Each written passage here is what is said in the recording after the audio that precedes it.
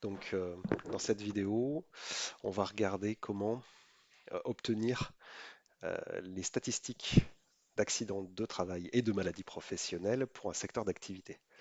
Donc, d'abord, on va se rendre sur le site de l'assurance maladie, donc Amélie. Il y a une page qui traite de sinistralité par secteur d'activité. Et je vous mettrai le lien en commentaire. Donc, il suffit d'aller chercher la bonne catégorie, par exemple par code APE. Donc on a un client qui est dans la plasturgie et qui nous a dit, bah, on a eu cette maladie professionnelle-là, c'est étrange, on n'en avait jamais eu. Est-ce que vous pensez que c'est normal, que c'est logique dans notre secteur d'activité? On a dit, bah, il suffit de se référer aux statistiques. Il nous a dit, bah, je ne sais pas comment faire. Alors, eh ben, simplement, on est allé chercher son code NAF, on a rentré son code NAF, ça doit être celui-ci.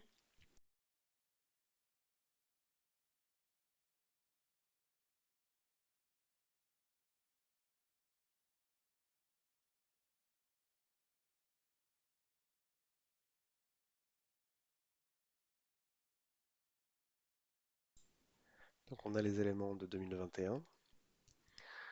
Si on prend l'ensemble,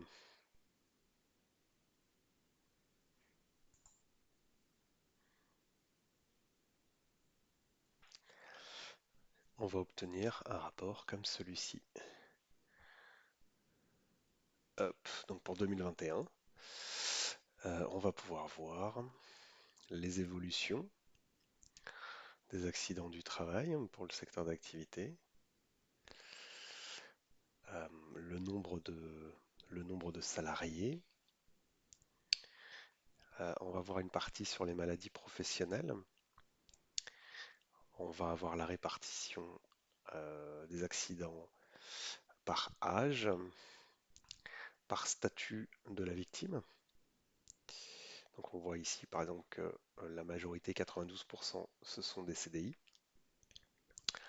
On va voir les circonstances des accidents du travail. On va voir les lésions occasionnées. Euh, les répartitions par taille, en fait. Là, on se rend compte que à partir on a un pic de 10 à 19 salariés, c'est là où on a le plus d'accidents du travail, et que plus on va sur des établissements de plus grande taille, et plus euh, l'indice de fréquence diminue. Là, on a la localisation des établissements. Donc, on voit que pour ce code NAF là, on a des régions qui sont surreprésentées. Ensuite, on a vraiment le détail par rapport au nombre de salariés en France, du nombre de journées perdues sur l'ensemble des données statistiques qui ont permis d'établir les indicateurs un peu plus haut. Et puis ensuite, on va se retrouver euh, avec les éléments concernant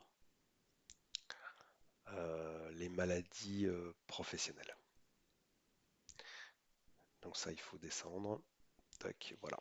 Donc les maladies professionnelles, avec les mêmes éléments statistiques hein, qu'on voyait un petit peu plus haut. Donc là, on voit par exemple, on a 390 maladies professionnelles en 2021 sur le tableau 57A. Donc ça, ce sont les troubles musculo-squelettiques. Voilà. Et c'est alors en nombre ce qui est le plus impactant et en nombre de journées perdues également 123 000 journées perdues.